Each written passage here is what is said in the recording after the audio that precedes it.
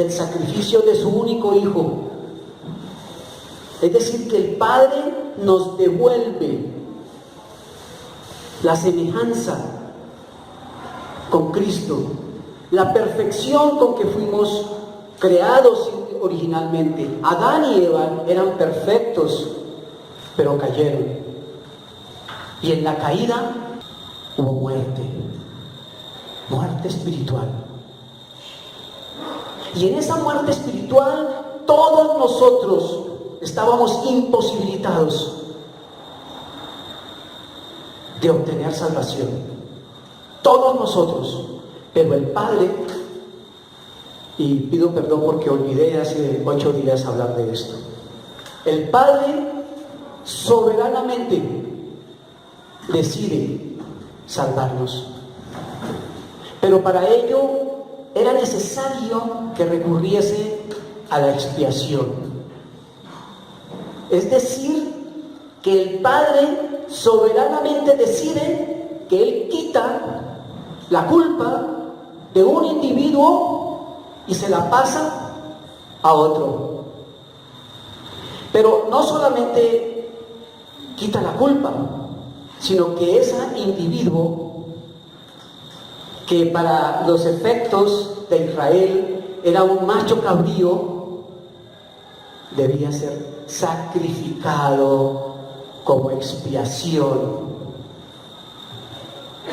Y debía hacerlo así porque, además de recibir el pecado del pueblo, ese macho cabrío debía también recibir todo el castigo de Dios Padre. La ira de Dios caía sobre ese cordero. Por eso debía morir.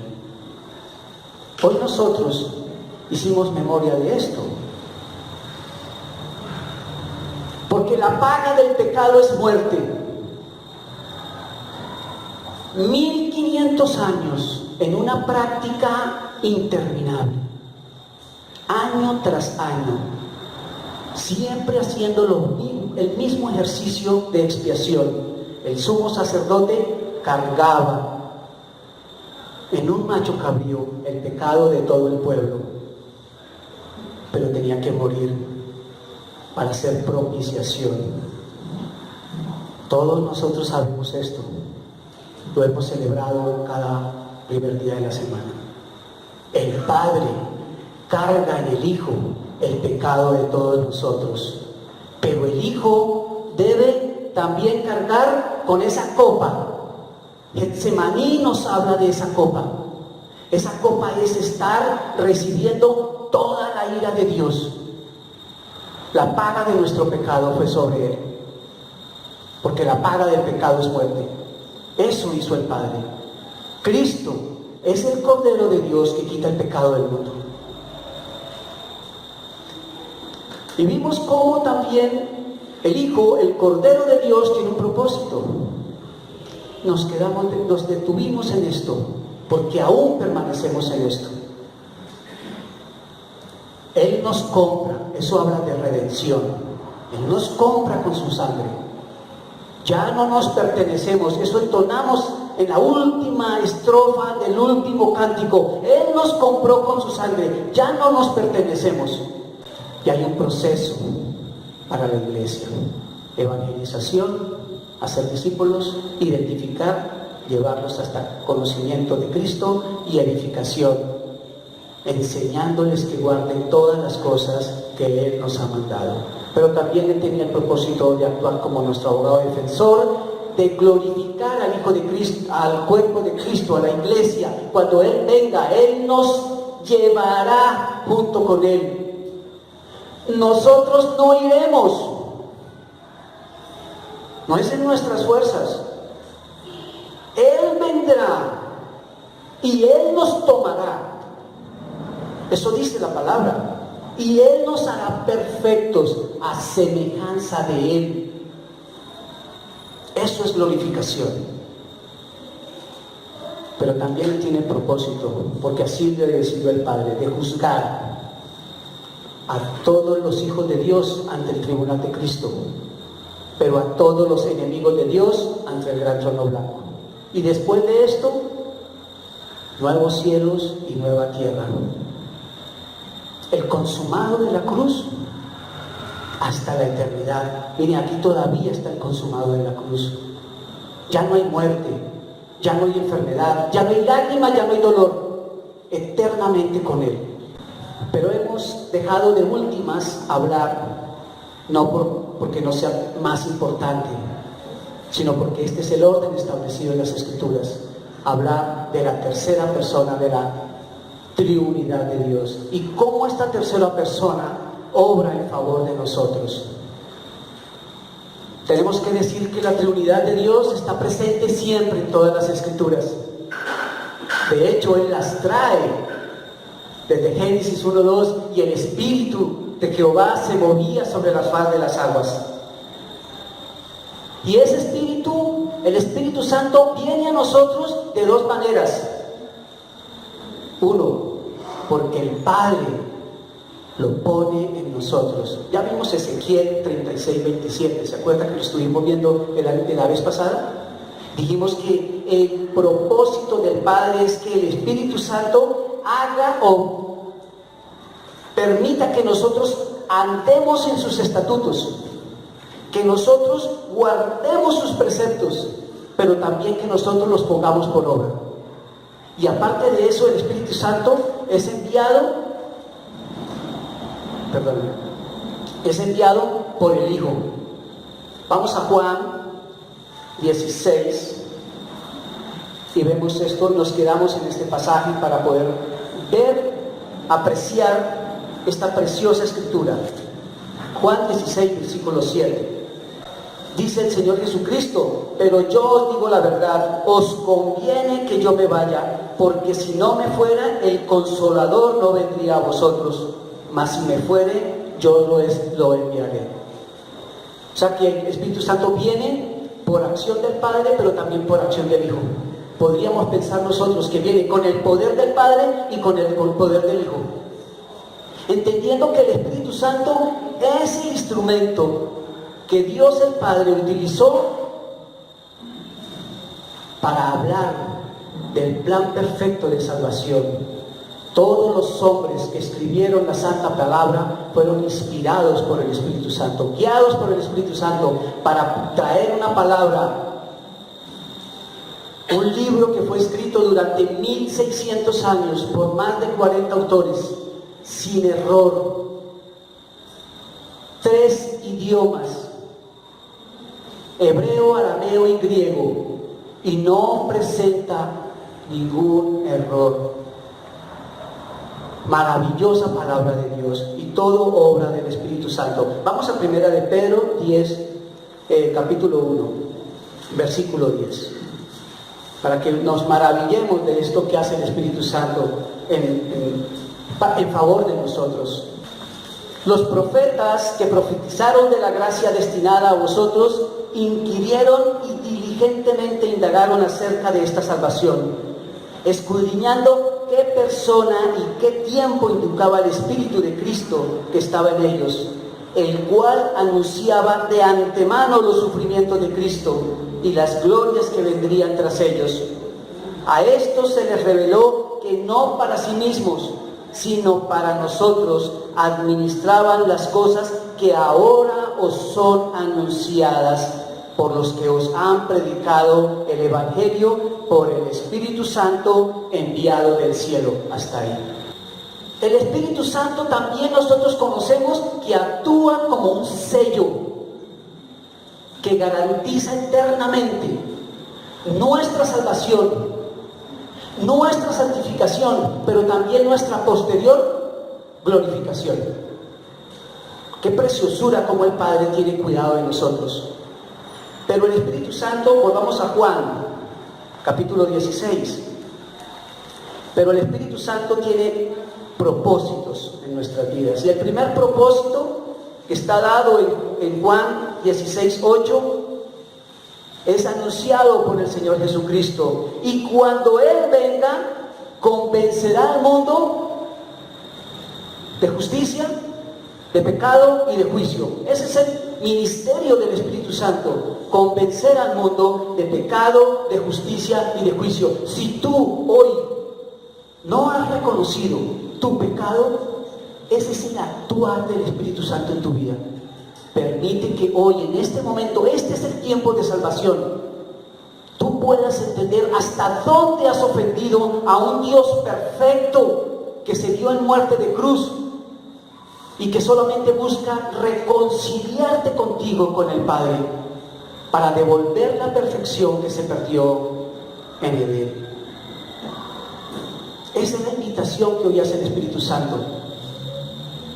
Y lo único que debes hacer es arrepentirte de tu pecado, confesarlo, apartarte de él, creer en tu corazón la obra preciosa del Cordero de Dios que quita el pecado del mundo, y confesar con tu boca el nombre del Cordero de Dios que quita el pecado del mundo. De esta manera tenemos entrada amplia, generosa en el reino de Dios.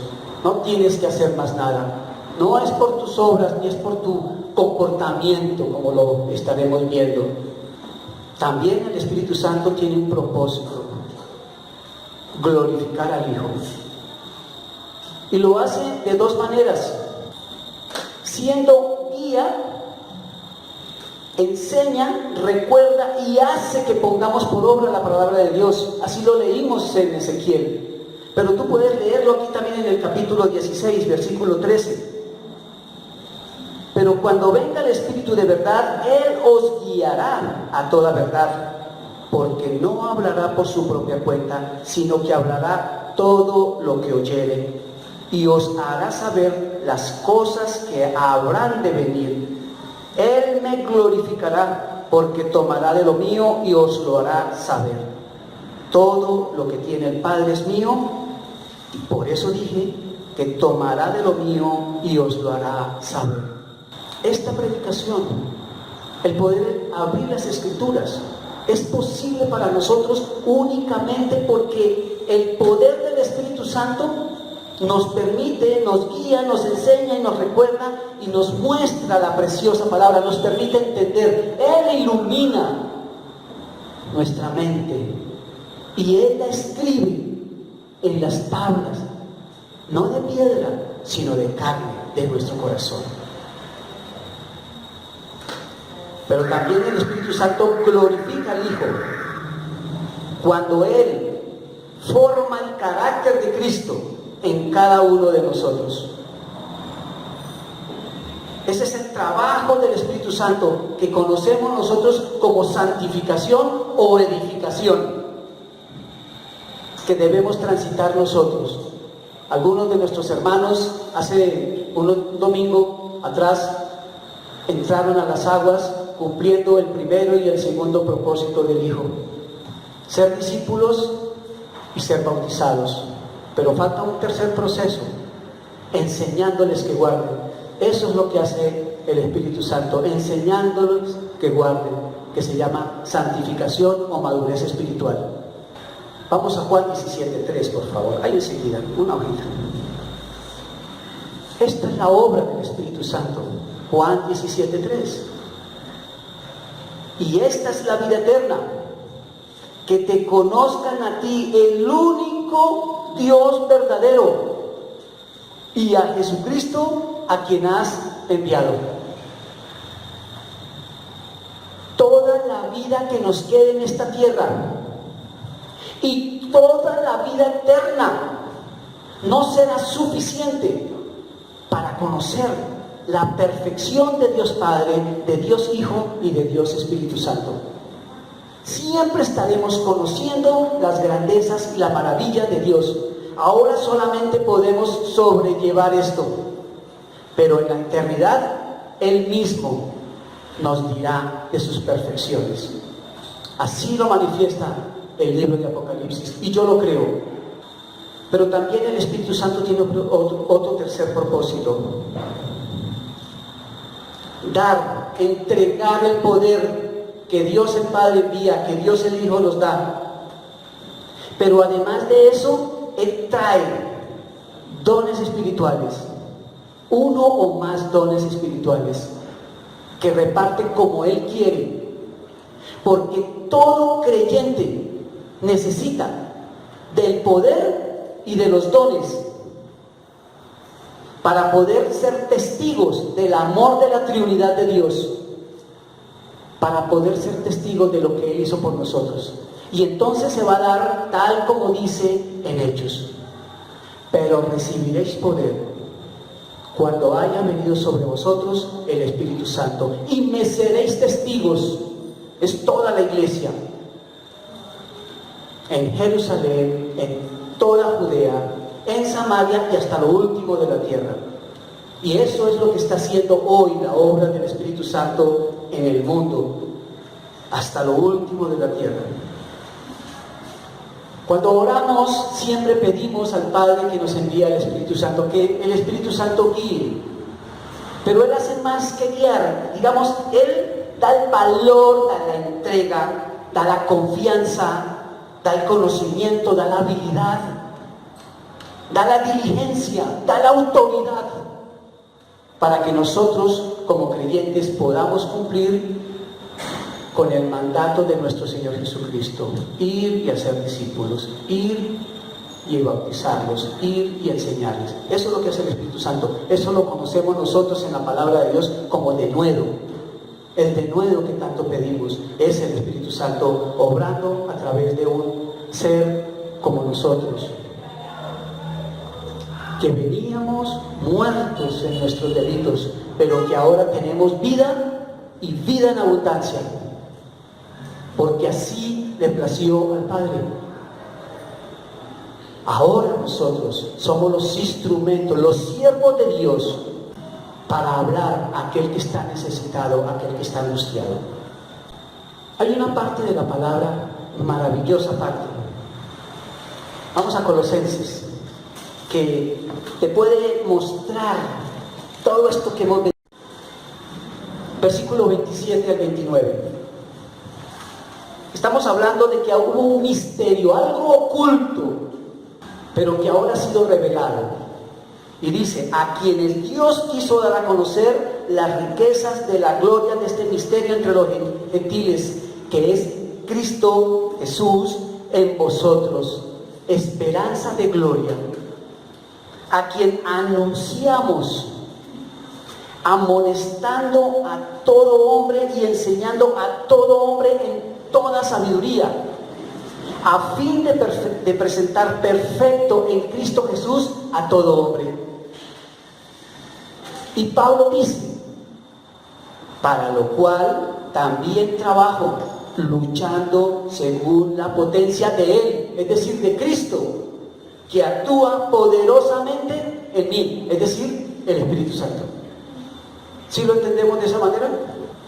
Vea que la invitación que nos hace la palabra de Dios a que nosotros anunciemos y amonestemos. Amonestemos no es juzgar, no es criticar. Amonestar es lograr que de alguna manera la persona que tengo enfrente de mí logre cambiar su manera de pensar.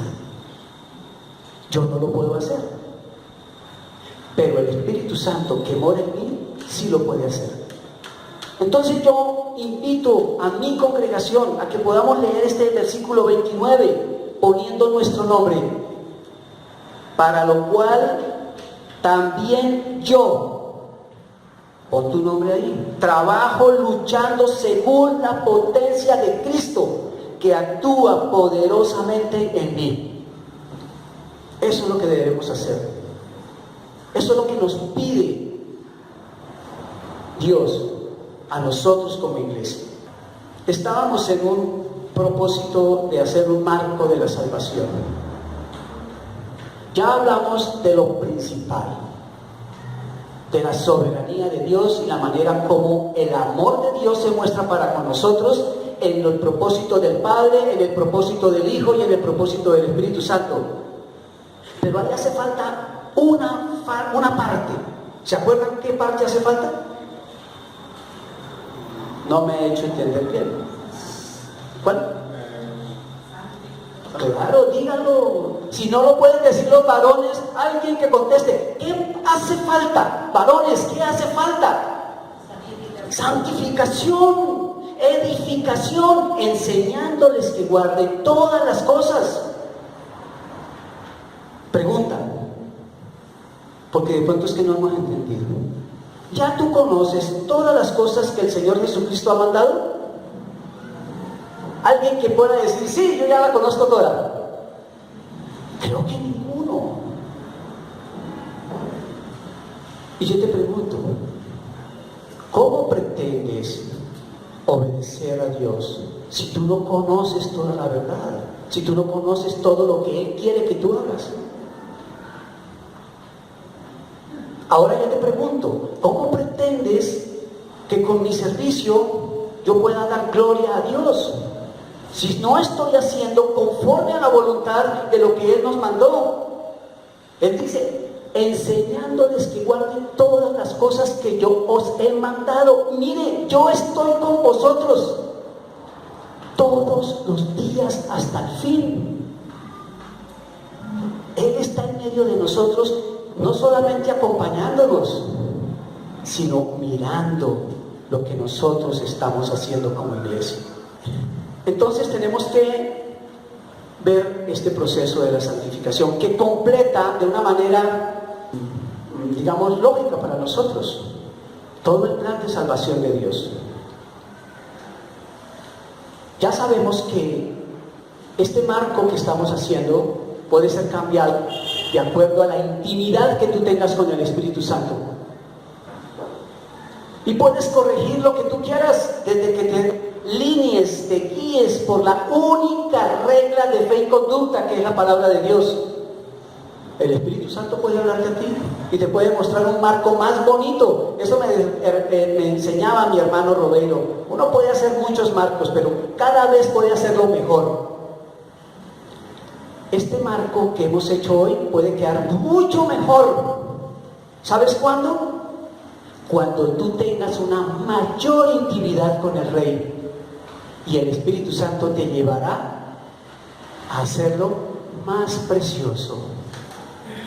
Que pueda tu mente y tu corazón ver cómo es el amor de la Trinidad de Dios que nos salvó a nosotros. No podemos hablar esta doctrina de justificación, de edificación o de santificación sin poderla ubicar en las Escrituras. Hechos 2:42 nos muestra cómo la iglesia, desde sus inicios, permanece en la doctrina de los apóstoles. Y la doctrina de los apóstoles no es otra cosa distinta a las enseñanzas, a los mandatos que hizo el Señor Jesucristo. ¿Cómo vamos a permanecer en la doctrina de los apóstoles nosotros si no las queremos conocer? ¿Cuál es esa doctrina de los apóstoles? ¿Cuál es esa santificación? Bueno, el Señor Jesucristo en la oración sacerdotal lo dice: Padre, santifícalos en tu verdad, tu palabra es verdad. El proceso de santificación es la palabra y yo. Pero como yo no puedo, necesito de la guía, del poder del Espíritu Santo para poder entenderla, para poder retenerla, para poder practicarla, pero también para poder enseñarla. No hay otra forma, no hay otra forma. Pero esta doctrina de santificación tiene varios. Uno, no se entiende correctamente. Yo sé que este no es el punto del grueso de nosotros como hijos de Dios. Pero hay otros sitios, otras partes del cuerpo de Cristo en donde dice que como Dios es todopoderoso, Él puede ¿qué? Santificarnos sin que yo haga nada. Pero eso no es lo que enseña la palabra de Dios. Y lo vamos a ver porque enseña otra cosa. Entonces la mayoría de las veces no se enseña regularmente en las iglesias. Y lo pongo en resaltado.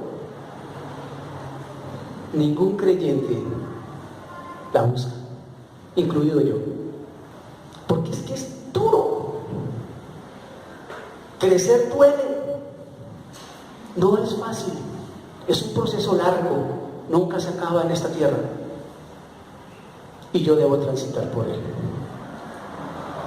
Esencial para un verdadero crecimiento espiritual que glorifique a Dios.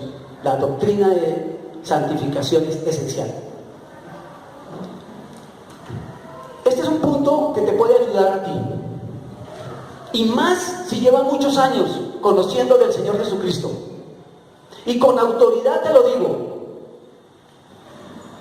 El estancamiento espiritual, la inmadurez, trae consecuencias desastrosas.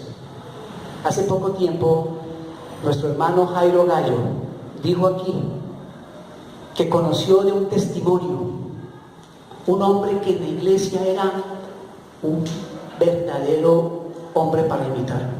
¡Qué belleza de hombre! Pero por alguna manera él se enteró que la empresa donde él trabajaba era conocido por el mote del doctor Vinagre. ¡Qué terrible consecuencia! Un doctor Vinagre, un cristiano Vinagre puede atraer algo a Cristo. ¿Quién quiere ser como yo? No hemos entendido la doctrina de santificación. Porque la doctrina de edificación o santificación está contemplada en Hechos 1:8. Me seréis testigos. ¿Testigos de qué? Si no conocemos, es necesario que pasemos por la edificación que el Espíritu Santo ponga en nosotros. Y también la santificación aumenta nuestra efectividad para servir a Dios en el entendido que Él usa mi debilidad. El poder de Dios se perfecciona en mi debilidad. La doctrina de santificación se propone que seamos más como Jesús. Ser más como Jesús. Esa es la doctrina de santificación. Pero no solamente en lo interno, es decir, no solamente en la esencia de nosotros, sino también en nuestra conducta. También en nuestra conducta.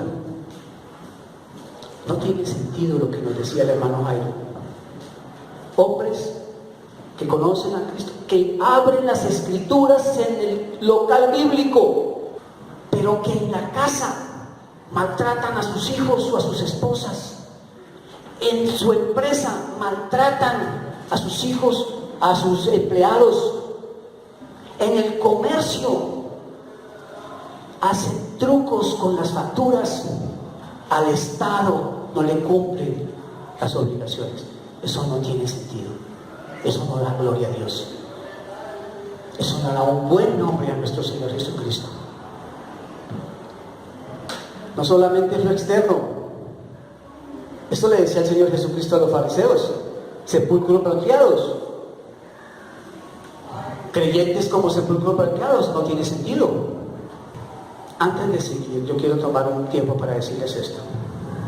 Lo siguiente que van a ver tiene unos números indicando un orden. No significa que a mí me parece que es lo más importante. No. Es simplemente para tener un orden. La importancia, la relevancia de lo que vamos a hablar es un asunto entre tú y el Espíritu Santo. Tú y el Señor Jesucristo. Yo no. Tan es así que los puntos que voy a colocar posiblemente no esté el que tú piensas que debe estar. Entonces yo te invito a que también puedas hacer esto en forma individual, allá en lo secreto, porque cada uno debe asumir lo que le corresponde. Y lo primero que nos corresponde es un compromiso. Un compromiso. ¿Cuál es ese compromiso? Obedecer la santísima, la preciosa, la perfecta palabra de Dios. Mire, hermanos, nuestro hermano Fernando hace unos domingos atrás nos mostró 3 propósitos para este año. ¿Se acuerdan? 1, no mirar atrás. 2, obedecer la palabra de Dios. Estamos hablando de una misma cosa. Y Y por si fuera poco, hace 2 o 3 meses, toda la iglesia conoció del mensaje del Señor Jesucristo y su propósito para con nosotros a través de la carta a los Filipenses. Qué bueno sería volver a meditarla en esa misma forma. Cristo, la razón de mi vida. Cristo, mi ejemplo de vida. Cristo, mi meta de vida. Cristo, la suficiencia de vida para mí. Eso es la predicación, esa es la enseñanza, eso es lo que quiere el Espíritu Santo. Pero tiene un principio, un compromiso, yo debo obedecer. Después de 30 o 20 o no sé cuántos años en Cristo, no sabemos si somos de Cristo. Eso es lo que nos ocupa, a nosotros nos manda el Señor, un privilegio poder nosotros verificar nuestra salvación con temor y temblor, día a día, permanentemente, pero también andar según el Espíritu Santo. He sido comprado a precio de sangre. Mis miembros ya no me pertenecen. Jóvenes que han confesado el nombre del Señor Jesucristo no tienen por qué prestar sus cuerpos, sus miembros, a vejación, a pecado, no tienen por qué hacerlo. Ahora debemos andar según el Espíritu Santo. Vean lo que dice ahí en el versículo 10. Hay atrásito dos capítulos. Que tú puedas hacer esto vivo en tu vida, joven. Pues aunque andamos en la carne, no militamos según la carne, porque las armas de nuestra milicia no son carnales, sino poderosas en Dios para destrucción de fortalezas, derribando argumentos y toda altivez que se levanta contra el conocimiento de Dios, llevando cautivo todo pensamiento. Mira, joven, lleva cautivo todo pensamiento a la obediencia que Cristo pide de mí. Eso es santificación. Estando prontos para castigar la desobediencia. Que tú propongas en tu corazón, como Daniel, castigar la desobediencia cuando vuestra obediencia sea perfecta. Este versículo 7 es bien difícil de entender, pero quiero que le pongamos un poco de atención a esto. Miráis las cosas según la apariencia. Da libertad al Espíritu Santo para que nosotros podamos sopesar las cosas. Si alguno está persuadido en sí mismo, yo pienso que soy de Cristo. Claro, bien, no, qué bueno, estás seguro, estás convencido de que eres de Cristo. Pero si lo estás, esto también piense de sí mismo, que así como yo soy de Cristo, perdón te señalo, mi hermano Oscar, tú también estás en Cristo. Si yo soy de Cristo, tú también eres de Cristo, ¿cómo te debo ver a ti? Menos que yo, más que yo, como coheredero de la gracia de Dios, como hijo de Dios, debo amarte, respetarte por lo que tú eres, no por lo que yo pienso, no según mi apariencia. Vamos a terminar esto. Mantener la comunión. Ese es el propósito del cuerpo de Cristo, mantener. Nosotros como individuos debemos mantener la comunión en el cuerpo de Cristo. Es un privilegio para nosotros poder ofrendar para la obra. ¿Cuántos de nosotros hemos investigado o hemos preguntado al hermano, los hermanos que administran la obra, nombrados por el Señor Jesucristo, oiga, ¿y cómo vamos en el asunto de finanzas? Oiga, ¿sí estamos ofrendando o no estamos ofrendando? Y de pronto nos encontramos con que hemos decrecido. ¿Hemos decrecido? Y, a ver, siendo más, ahora recogemos menos. ¿Qué matemáticas las nuestras? Siendo más conocedores de la voluntad de Cristo, ahora somos menos efectivos. No veo esa lógica, ¿cierto? No la vemos. Pero también teniendo el privilegio de trabajar en la obra. Es un privilegio, es un verdadero privilegio trabajar en la obra. El que reconoce nuestro trabajo es el perfecto, Cristo. Él es el que reconoce y Él es el que paga por nuestro trabajo. Nuestro trabajo no es en balde. Él paga por lo que nosotros hacemos. Tú lo puedes encontrar en esos versículos, en ese versículo específicamente, pero hay más versículos que tú puedes afianzarte. Y por último, hermanos, es un privilegio permanentemente poder ponernos a cuentas delante de un Dios que es perfecto, santo, santo, santo. Dios se asegura, Dios el Padre se asegura, Dios el Hijo se asegura que cuando tomamos la cena cada primer día de la semana, mínimo, antes de tomar el pan y tomar la copa, nosotros nos pongamos a cuentas con Él, pidamos perdón. Pero no solamente es pedir perdón a Dios, también es pedir perdón a las personas a las cuales hemos ofendido, aquella persona a la cual les hemos criticado o hemos señalado o hemos obrado en contra de esa persona. ¿Te acuerdas de lo que hablamos? Que yo pueda verte a ti, mi hermano, mi hermana, como un reflejo de la luz de Cristo, el que nos cambió de las tinieblas a su luz admirable. Que yo pueda ver en ti luz admirable, no oscuridad terrible. Esa es la invitación de la palabra. Y eso se llama santificación o edificación personal. Si Dios lo permite, el próximo domingo ya va a ser más fácil, va a ser la santificación o edificación colectiva. Hay cosas que nos tocan personalmente, pero también hay cosas que nos corresponden en forma colectiva. Vamos a ver esto el próximo domingo.